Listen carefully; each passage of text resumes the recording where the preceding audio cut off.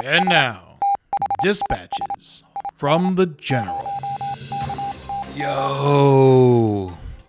Hello to all my emotional support animals. You hear Nana panting? I'm her emotional support animal.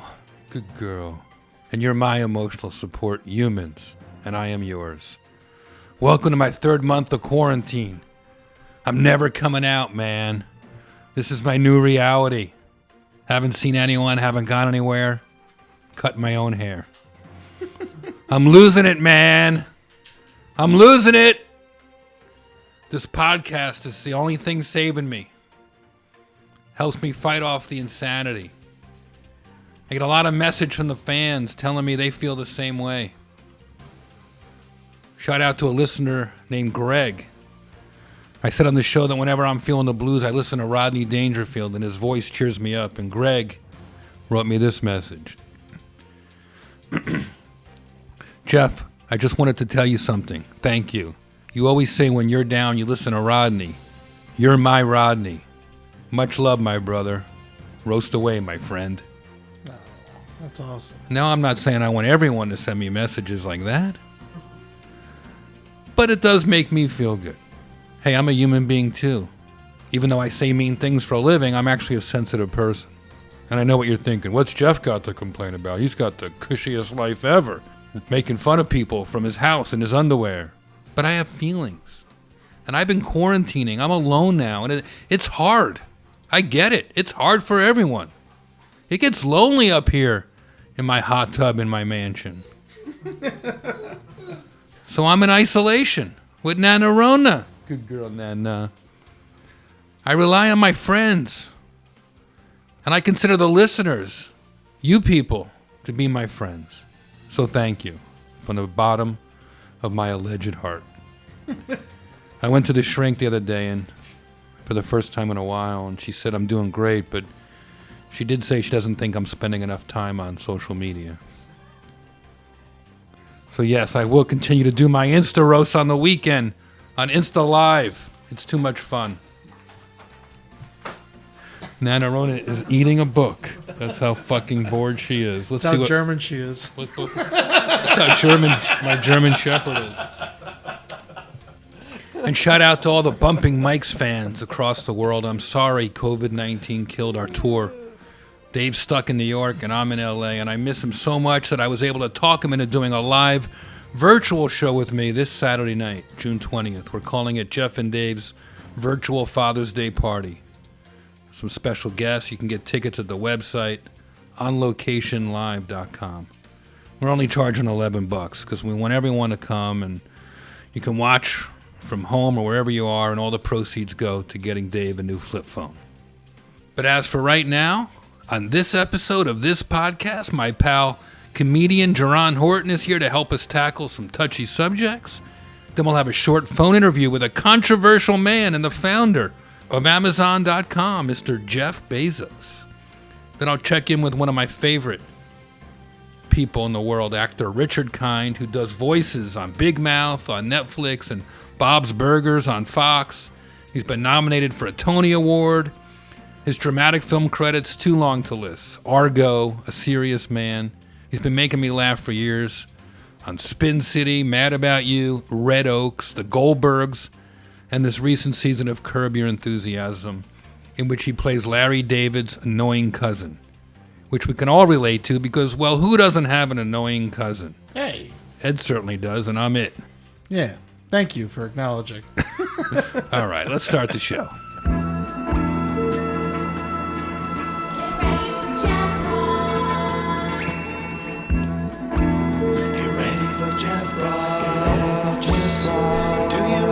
Skin. Let's all come together.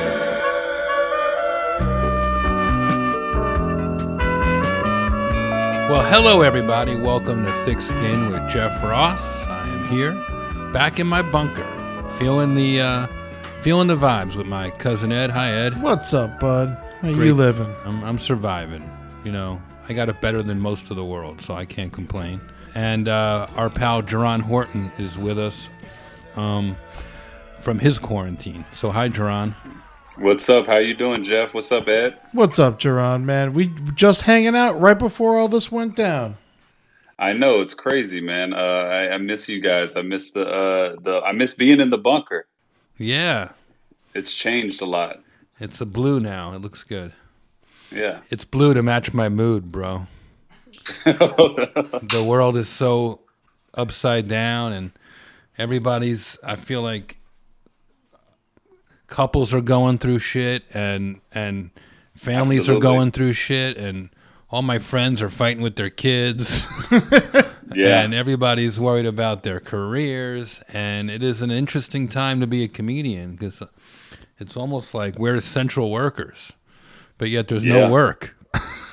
So we survive by adapting our comedy to stuff like this, podcasts and my Insta roasts on the weekends. Thank you for your message, Jerron. I appreciate you watching. Of course. I love the Insta roast. It's great. It's the most fun I could have in my underwear roasting people. I see you still have the fingernail polish from the last Insta roast you did. Yes, I went total. I don't know what you would call it, but I rainbowed up for Daddy haha. Proud Weekend, Proud Month. I missed my parade across Fifth Avenue where I stay in New York, and so I have my own little pride parade on Instagram where I roasted people, and we did it for the National Center for Trans Rights. It was cool. It was actually a lot of fun. I like the rainbow thing, man. It's it's inclusive, and comedy, to adapt, to evolve, to grow, to still exist, has to be inclusive. Absolutely. Yeah. If you want to do your show for your little audience of people who think just like you, or maybe, but I like to try to make everybody laugh. I watched your last Insta roast, and I think you should repurpose that wig and do it as Greta Thunberg next week. That's pretty good. That's a good idea. You should do it as Greta Thunberg. Raise money for the environment next week. Yeah, that'd be a good one. Very good idea, Jerron. Very, very good idea. Thank you. That's the first time I've heard that today, and I've been in a writer's room, so thank you. That's awesome.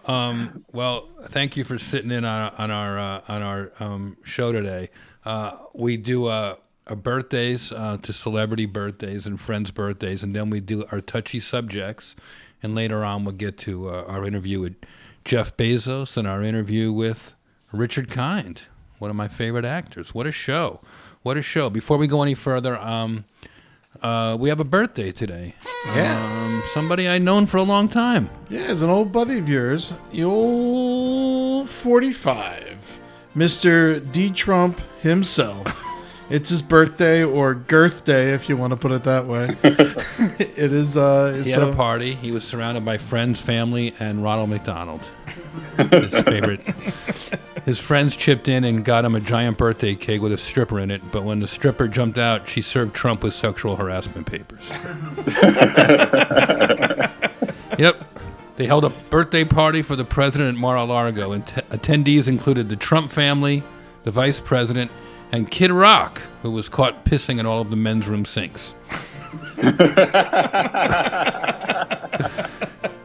Yep. Eric and Don Jr. gave their dad a stuffed journalist they hunted and killed in Kenya. Kim Jong-un sent a card, but the missile it was on fell in the ocean a quarter of the way there. No one at the party was required to wear a mask, but if they brought their kids with them, they had to keep them in a cage in the coat check room. Everyone in attendance at the president's birthday party had a great time.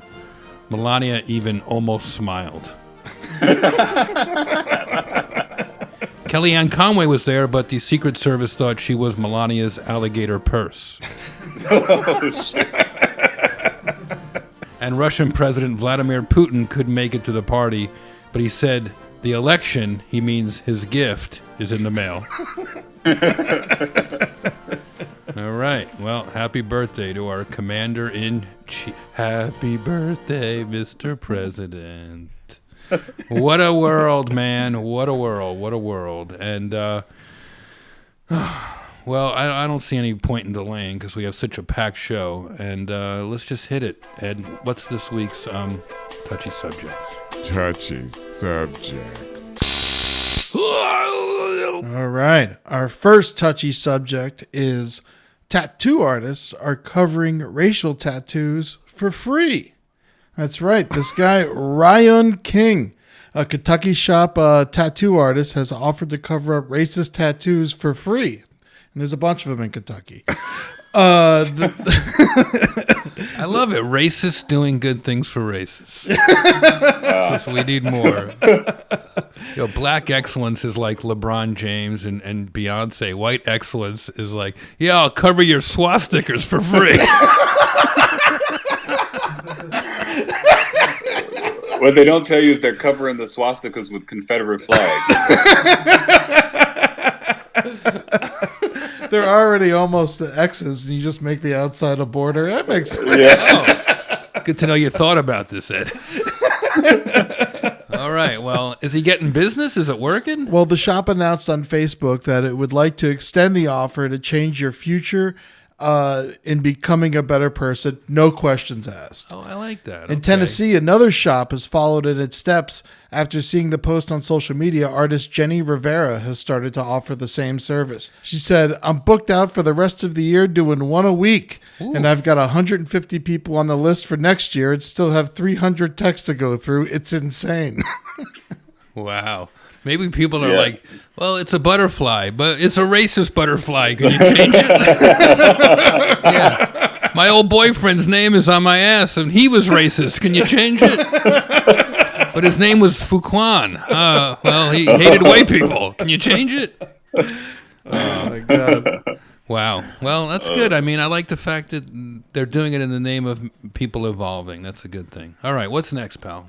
All right. This one is some actual, surprisingly, some good news out of Atlanta, Jerron. This is for you. For your hometown. Okay.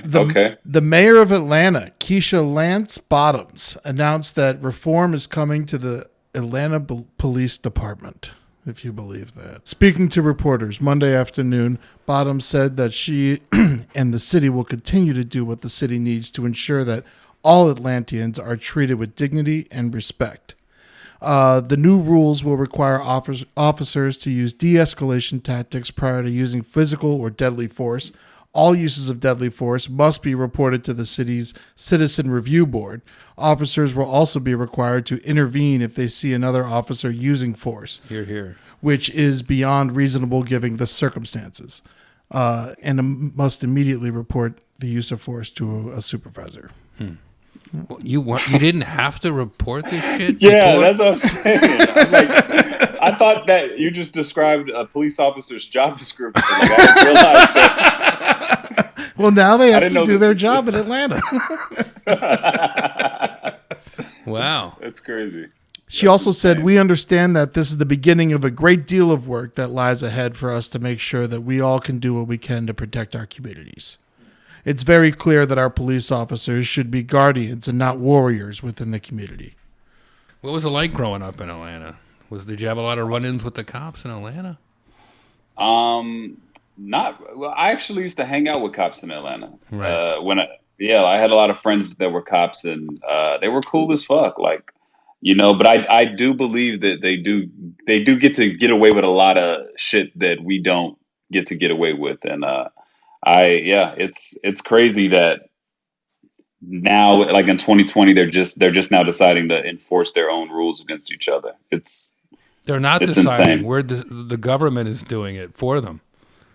Really? It seems like it. Yeah, right? well, the mayor had to step in. It's not like the unions or the police commissioners stepping in with that. Well, the police chief, who was doing a pretty good job, it seemed like anyway, during all this fiasco, just resigned after this last incident. Yeah.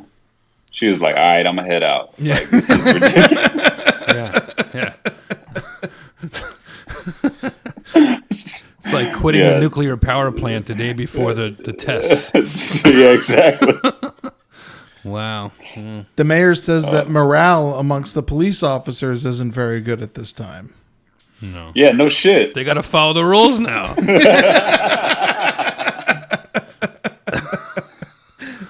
Jeez. They get like gas station cameras, 7-Eleven footage, like of every fucking robbery incident thing, and then but not one. The body cams. Oh, it wasn't on. What the fuck are we as taxpayers buying these body cams for if they're not using them? It's mind-boggling. They use them for their YouTube page. They're all influencers. Oh man. I think the best thing about this situation is that at least all the Atlanta cops can drive a couple hours north and go get their tattoos covered up in Kentucky.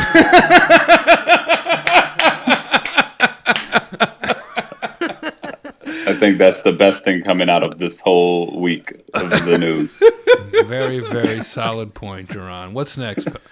Ed? All right. The Confederate flag is banned from NASCAR officially. Fuck! I just fucking bought one! Well, they're very cheap. They're going out of business sale of Confederate flags right now. Oh, all right. So mine's a collector's item. Good. All right. All right. So NASCAR officially announced that Wait, hold on. Is there like a racist eBay? Can you go on there and go, can I get 3 Robert E. Lee statues for my backyard and some Confederate flag? It's called Craigslist. Wouldn't all NASCAR drivers be considered racist? Oh, that's funny. Race car racist. Yeah. Racist, yeah. Wow. That's so funny. that this would have been an inspiring story in 1870 if the Confederate flag was banned after the war. But I mean, good on NASCAR for finally doing it. It's so sad that this was even happening and this was all okay. I mean, it took an African American race car driver to step up and say, "I'm not coming to work anymore." Bubba Wallace. Yeah. Bubba Wallace. Yeah, and the NASCAR's statement was the presence of the Confederate flag at NASCAR events runs contrary to our commitment to providing a welcoming and inclusive environment for all fans, our competitors, and our industry. Bringing people together around love for racing is the community it creates and what makes fans and sport so special. Yeehaw. That's dope. I actually hope more black people start watching NASCAR and get into the sport. Like I would love to watch it with more black drivers, just so I can watch them ask their crew for gas money.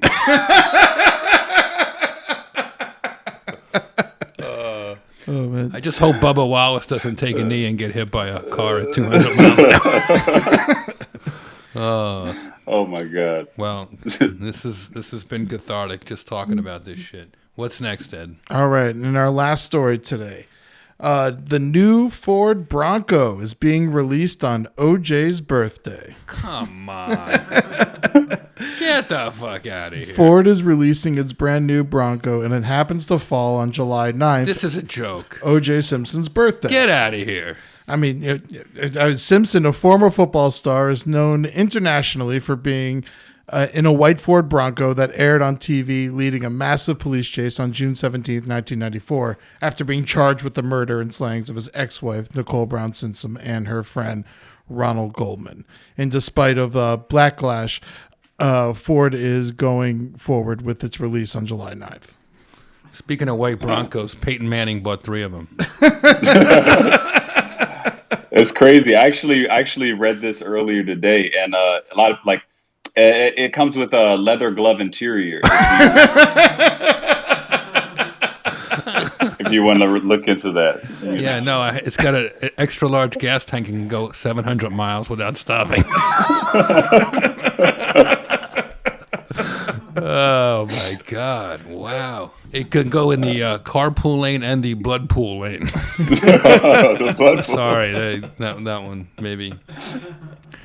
Wow. Anyway, shout out to Kato Kalin wherever you are, and they should make him the spokesman for the new white. So it was an accident, but people figured out that it was OJ's birthday, that the white Bronco. He's going to post about it. Oh, he loves it. God, he is. You think he's going to get one? Of course, they should mail him one. He's the reason it's still in business. That is fucking crazy. Well, I'm just glad they're still making cars in America. That's a good thing. People working a little bit. Yeah, And, absolutely. Yeah. What kind of American car do you have? I have a Tesla. Where's that made? It's made in America. Yeah, Nevada, California. Yeah. They make them out here. Yeah. How's the? Are you having stand-up withdrawals, Jerron? Yeah, I am, but also like I feel like I needed a reset anyway. You know, I feel like a lot of my point of view on life has changed throughout this quarantine. So I'm just hoping that. Well, I'm not hoping. I know that whenever we do get back to it, I'm going to be attacking stand up with just a completely different point of view, and so I'm excited for that more than I am missing it. You know, than I'm waiting. You know. Yeah, you want. What about you? I'm not missing it the way I thought I would.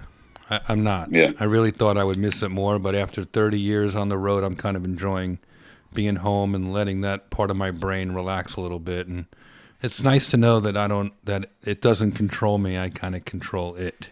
If you know what I mean. Oh wait, hold on, Jerron. Yeah, hold on. I do. Hold on. Oh, yep. It looks like we have Jeff Bezos holding on the line. Jerron, I love you, buddy. We got to roll. You're a good pal. Thank you for doing the show with us today. Thank you. I totally get it. He's the only trillionaire in the world, so you got to answer his calls. I totally get that. All right. Thanks, pal. All right. Peace, Jerron. Have a good one. Peace. Thank you. Today, our guest is arguably one of the most controversial human beings in the world, and with an estimated wealth of $150 billion. He's the richest person in history. He makes some of your favorite television shows and movies, gives us access to all the greatest music. We get our groceries from him, our clothes, our furniture, TVs, you name it, this guy's got it. He's the founder and owner of Amazon.com, and he's been under fire lately for not paying enough in federal taxes, for underpaying his employees, so it's nice of him to join us. Mr. Jeff Bezos, how are you doing? Mr. Bezos, thank you for coming on Thick Skin. Jeff, please, my pleasure. What are you kidding? I always got time for a fellow bald Jeff. By the way, may I interject for 1 second? Sure. I am inches away from a trillionaire. That 150 billionaire, please. Why do you insult me? I apologize. All right.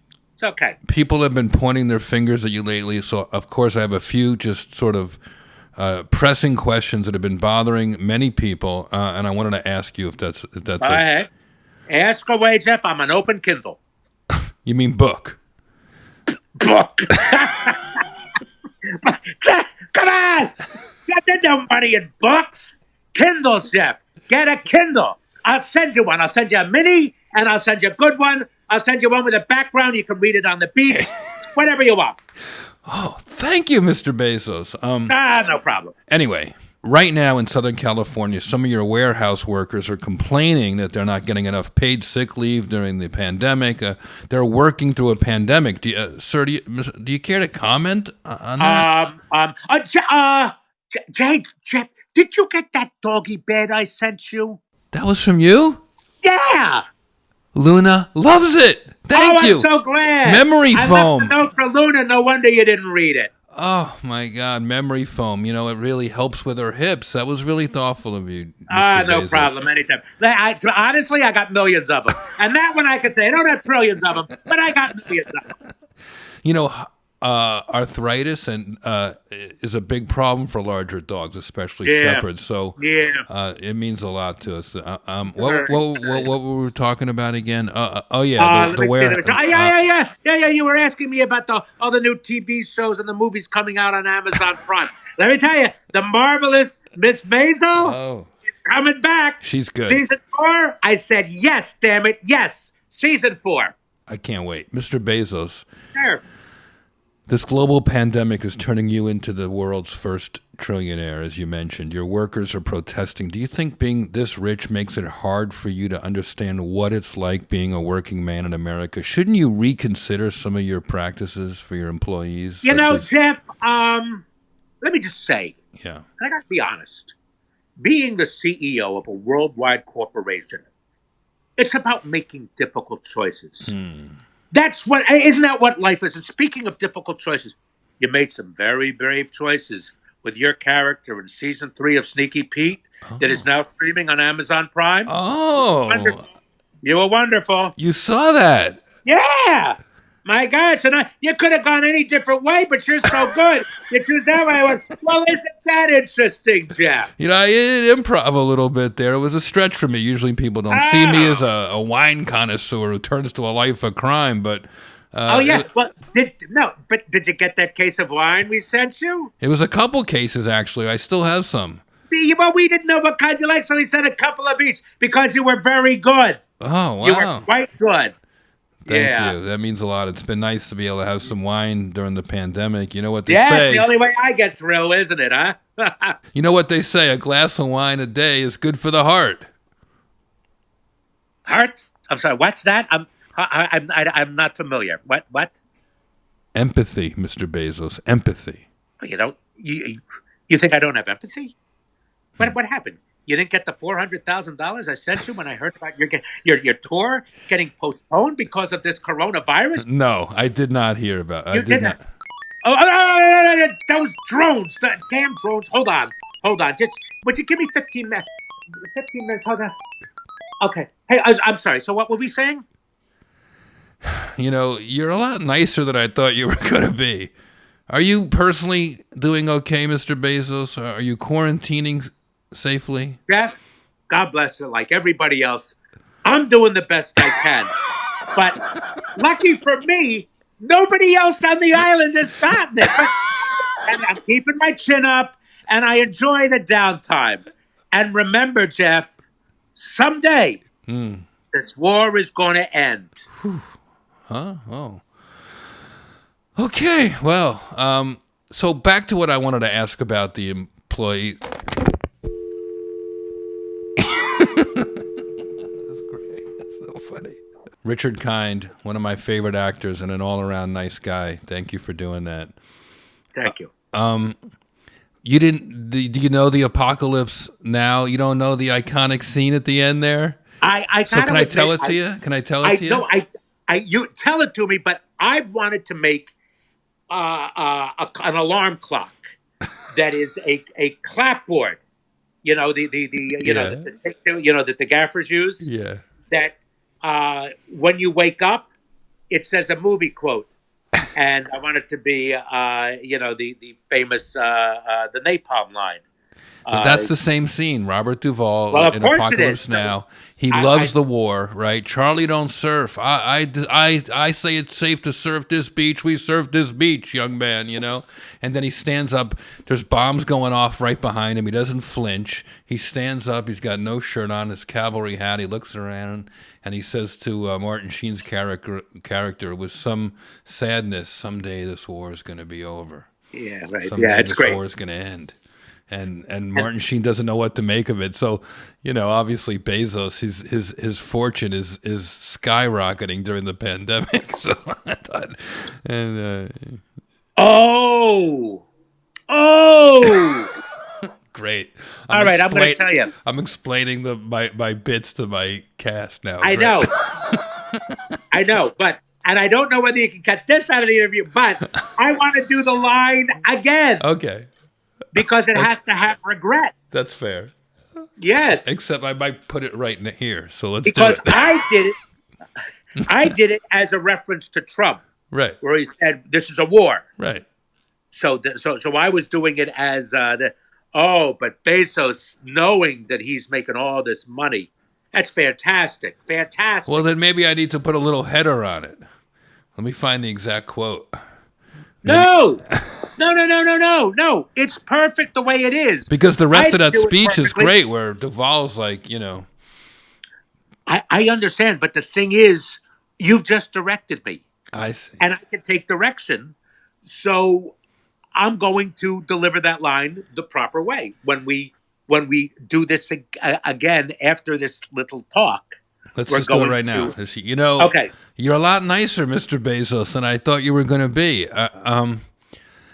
How are you personally? Are you hanging there in there? Are you quarantining safely? Jeff, look, Jeff. Like everybody else, I'm doing the best I can, and luckily, nobody on the island has gotten it yet. So thank God for that. Remember, Jeff, I just try and keep my chin up. You do the best you can. Remember, Jeff, someday this war is going to end. And scene. Yes, so you got your choices. There you go. This is why you're the best of the best. Well, I like it. This is why you're. Now, can I tell you a funny story about Robert Duvall? Is there? I feel like any story about Robert Duvall would be funny after that. Yeah. No. It's a story about my dad. I would love it. And what a dad could say to you that you just go, Jesus, God all fucking mighty. So my dad. So I'm an actor for maybe 2 or 3 years, and I'm waiting tables and I'm doing what I do. And I see my dad one time, and he goes, "Son, did you see Robert Duvall in Tender Mercies?" I said, "Yeah." He goes, "Why can't you act like that?" I said, "Well, Dad, why didn't you give me a nose like his?" We know each other a long time, but we have worked together, and I don't even know if you know this, but we are both voices on Tangled on Disney Plus. I didn't know that. You play Uncle Morty, and I play Hookfoot, the one-legged disabled bodyguard for the princess. So shout out to all the Fantastic. Tangled fans out there on Disney Plus. Oh, I truly love doing the animation because they usually write into my wheelhouse. And it's fun. Bing Bong in Inside Out was the proudest thing I've ever done. But now You're on Big Mouth. It's such a good show. I'm relevant. Yeah. I'm relevant because of Big Mouth. Yeah. It's such a funny fantastic. show. So good. Well, you know what? I ride the coattails of many, many, I dare I say geniuses, but comic geniuses. Truly funny people. John Mulaney is great. Nick Kroll is so kind to me. The best. Those guys are great. They're great. What would you say was the role that you've done where you said, "Oh my gosh, I can't believe how funny this is for me. I'm perfect for this, and I'm killing this one." When was when you knew you were truly hilarious? I got 2 answers. I got one that is, with all humility, and I swear because I know the genius that it takes. Pete Docter. Did you ever see the movie Inside Out? Inside Out. I don't think so. It takes place in the girl's brain. All right, Jeff, I'm telling you. Tonight. I'm watching. Tonight. It's an animated feature, but Bill Hader, Louis Black, Amy Poehler, myself. Wow. I'm phenomenal in that movie. Now, people will say, "What a fucking asshole he is." I'm phenomenal. It's not me. It's the writing. Any schmuck could have done that part. Now, I heard that they were thinking of Bill Murray. Right. Bill Murray, there's none finer. Bill Murray is the one guy who could not do that part. I was perfect. The other thing, the thing that made me, that I was, the funniest thing that I ever did, it was the Curb episode. It's not because of me, certainly. But the Curb episode, the Black Swan episode. It was so good. I think I texted you. Everyone must have reached out to you. It is the funniest episode on TV. And that's not where I was funniest. It's where, while we were doing it, I was saying, this is perhaps the funniest thing I will ever do. I don't know how they pulled that off. I waited and waited for the new Curb season, and you go, how can they top it? And then they just do it. This season, What show? this season, Everyone man, scores on that show. Everyone yeah. on that set scores. I'll tell you something else. Is this season, I'm in 3 episodes, and you go to the set, and I know when I've been funny before, I didn't think I was that funny.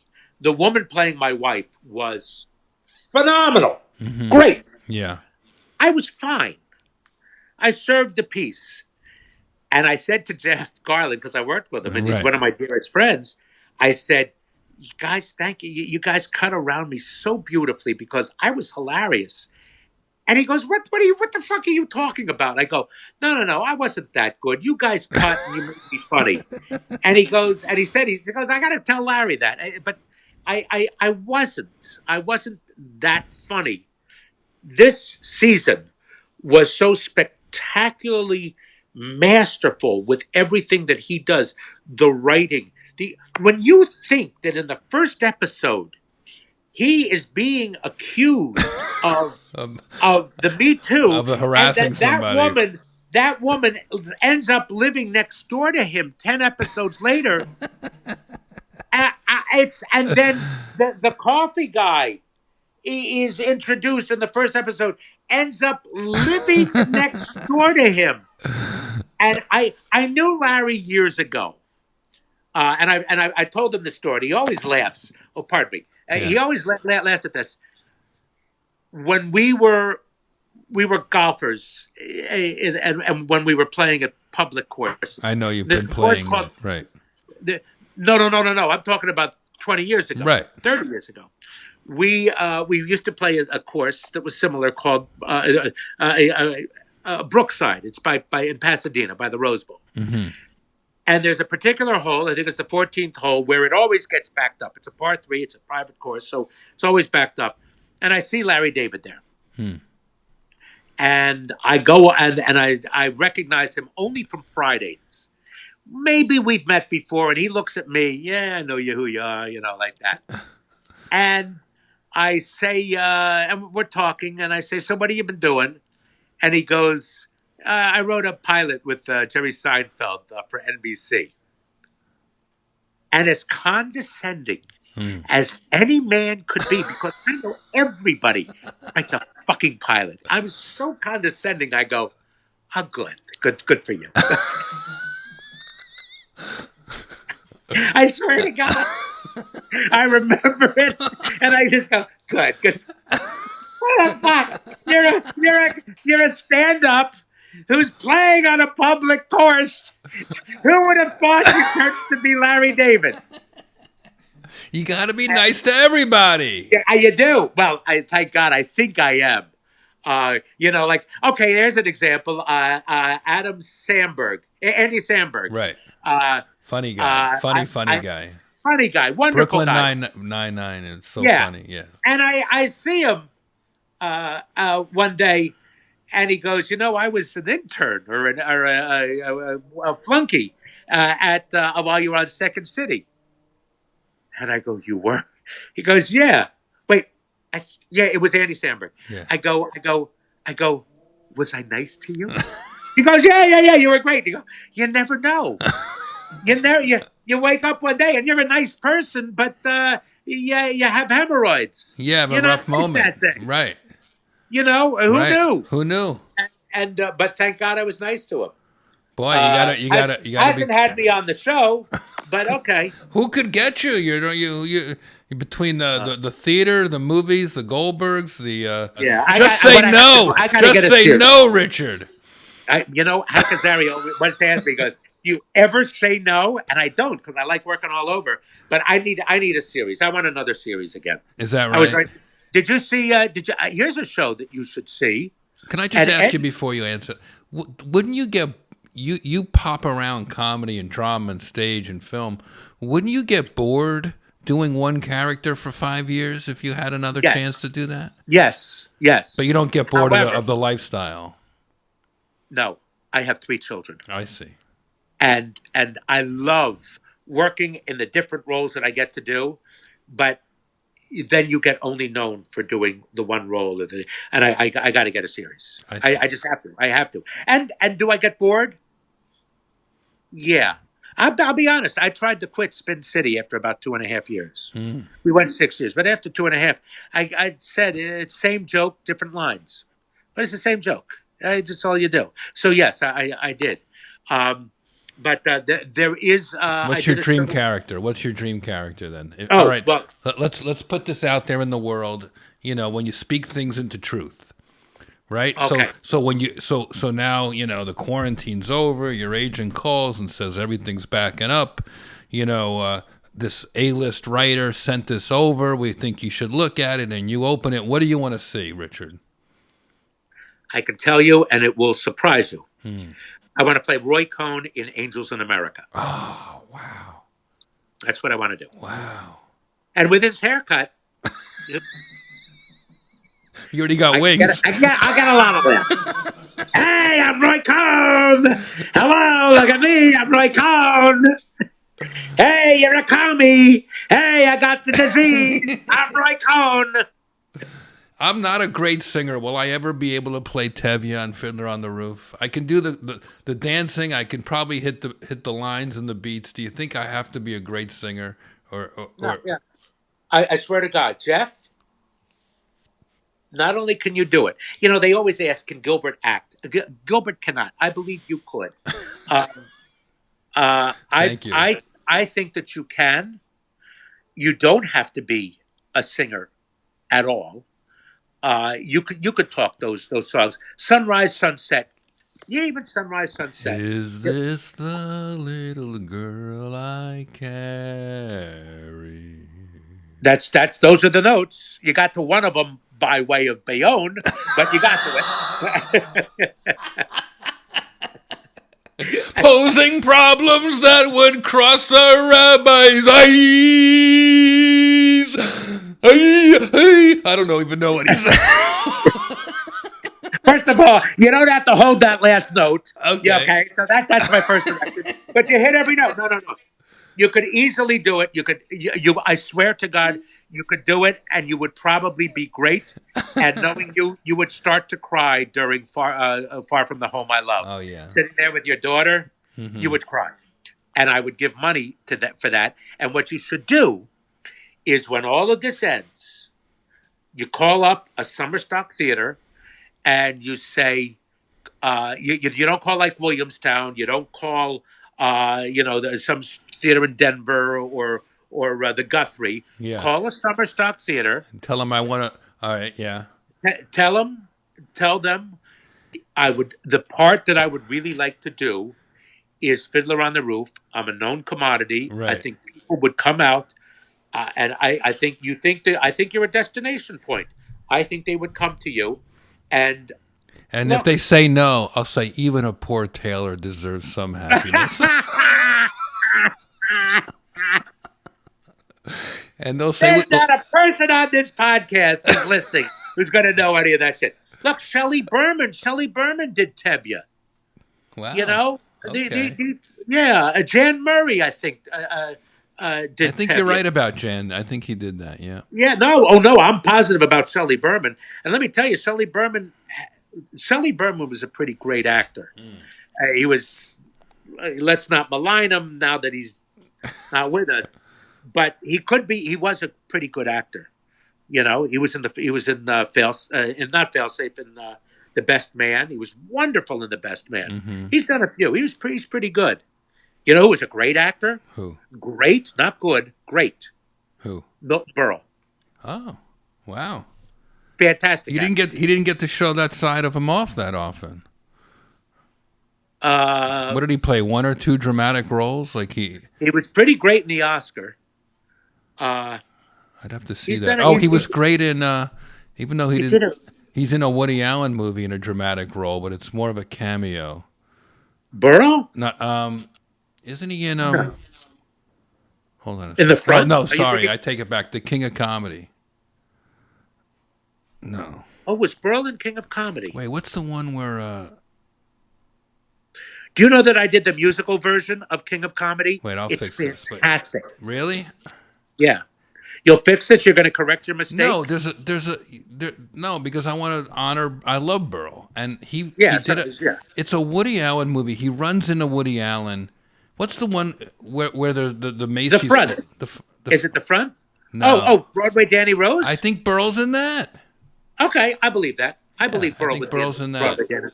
You want to hear something? Yeah. My great aunt Ray Hockman, used to teach. You're going to think I'm from a showbiz family. I'm not. This is back in the 20s and 30s. She used to teach acting to children. Huh.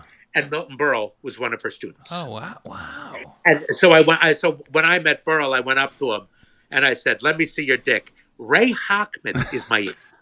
No, I didn't say, let me say. I said, Ray Hockman is my aunt. He was floored. Wow.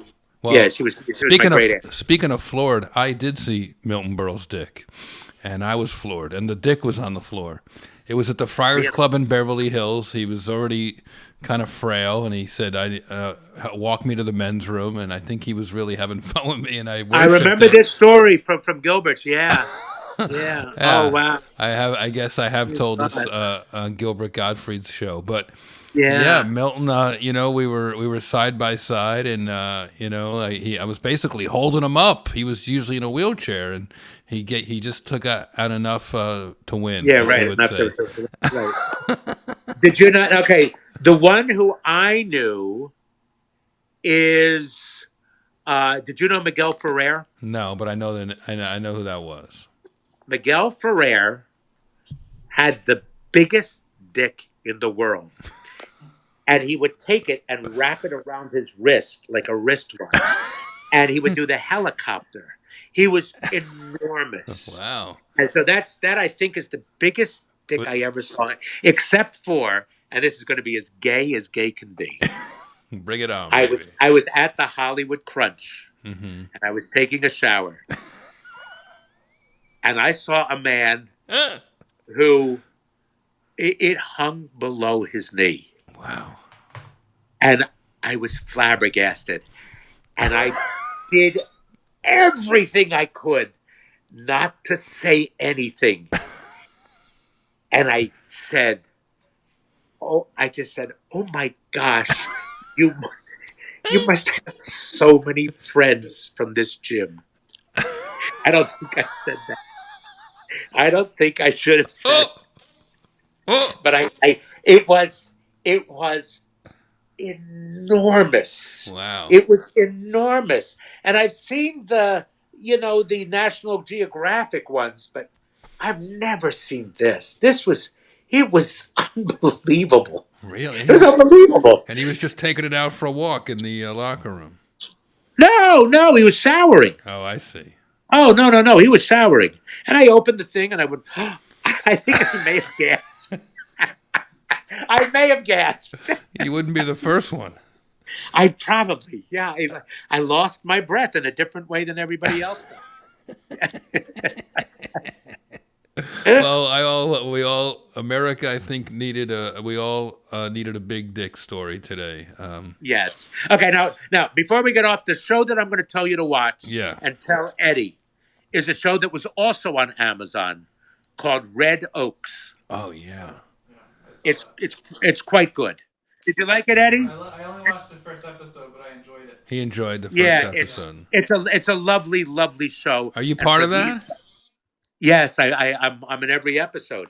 I play the kid's father. It's a lovely tonic for our times. It takes place in New Jersey at a country club in Jersey, and it's sweet. The music is great, and it was produced and directed by Steven Soderbergh. Produced it. Wow. And a guy named David Gordon Green. You know David Gordon Green? Big director, yeah. Big director, and produced this. And well, then let me ask you something. Is that the one that Freddie Roman had a part in? Yeah. Freddie's great. I heard about that. Paul Reiser. Cool. Special in this show. So that's on Amazon? On Amazon. You can watch it. It's quite good. Didn't this interview go full circle from you being Jeff Bezos to you actually being on an Amazon show? Hawking the Amazon stuff. Well, I always say they can sell underwear and socks, but they can't sell a TV show. It's how long till the drones just come by your house and drop you off at the people's house and you do the monologue? That's the next the next the next generation of actors will all, who knows? It'll all be virtual, maybe. Yeah. Whew, you made me feel better. I laughed so hard, Richard. Jeff, thank you. I love this. Richard Kind, you're a living legend and a sweetheart and an all-around fun guy to talk to. Lots of love, pal. And thank you for Jeff, today. thank you for asking me on this. I had a great time. Eddie, I'll see you at Margate. Yeah. It's your aunt's place. Invite me over for the barbecue, okay? Thanks, pal. Lots of love. All right, Ed, it's time for Roast in Peace.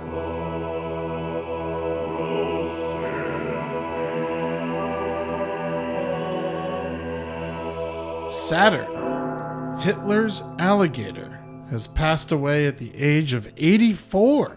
Wow. In a zoo in Moscow. Saturn is rumored to be Hitler's alligator and escaped from the Berlin Zoo in 1943 after it was bombed and then found by British soldiers in 1946 and given to Russia as a gift. Huh. So Hitler's alligator. The alligator was named Saturn? Yeah. Since he was a Nazi, I'm surprised his name wasn't Mercedes. Apparently, Adolf Hitler got rid of the alligator because his arms were too short to properly Heil. Sieg Heil. Sieg Heil. The alligator's final wish was to be made into Das Boot. Hitler's alligator, roast in peace. Allegedly. I bet it was delicious. That was a fun show, man. I can't believe Jeff Bezos came by. What a treat. That was cool. Thank you to Richard Kind for being so funny and so cool. What a cool guy. I love Richard Kind. What's his Twitter? His Twitter is @RealRichardKind. That's RealRich. You know, Richard and Kind isn't kind. He's a really kind guy. Tweet at him and tell him how much you enjoyed his performance as Jeff Bezos and his chat with me. I love Richard Kind. He's got some movies coming out soon. The Magnificent Mayersons and Tank House will be coming out as soon as we're allowed to watch movies again. And Jerron Horton, Instagram, Jerron Horton, one word, JERRONHORTON. And he also has the It's Not Looking Good podcast and Tuesday Night Football podcast. So check those out. All right. Don't forget about our Bumping Mike's virtual Father's Day party this Saturday night, June 20th at 7:30 Pacific, 10:30 on the East. Tickets at onlocationlive.com. That's me and Dave Attell doing our Bumping Mics virtually, which is a nice way of saying in our house. It's the future, man. You guys are on the cusp. Always. Tournament of Laughs on TBS the next night. Father's Day at 6/21 at 10 p.m. Jason Sudeikis is the host, and you're on there with Margaret Cho and Gilbert and Judah Friedlander. And so that'll be a great time. A lot of funny people on that show. Insta Roast. Every weekend. I'm still doing it, baby. Oh, yeah. Pay attention to my Instagram, @TheRealJeffreyRoss on Instagram for times. All right. RoastmasterGeneral.com for your emotional support human t-shirts. Mm-hmm. Other merch that we have on there. Anybody who posts a picture of them with the t-shirt and tags us, we'll repost them on the Thick Skin Stories. That'll be a lot of fun. Absolutely, of course. And you also get your I'm offended by people who are always offended mugs there. Those things are flying off the shelves. And get your dad a Jeff Ross cameo for his Father's Day. Right. Father's Day, yeah. And that'll be great. And rate and review our show on iTunes. Subscribe on the YouTube page. Email us at thickskinwithjeffross@gmail.com. Our Twitter is @thickskincast. Instagram, thickskinwithjeffross. Real Jeffrey Ross on Twitter and Instagram. I'm at @EddieTunes_Twitter. Eddie Tunes normal Instagram. And my other podcast is The Brighter Side with Amber Nelson and Eddie Ewing on the Last Podcast Network. That's it, baby. Thank you, everybody. Life is hard, but don't worry. We're getting through it together. Girl. Good girl. And then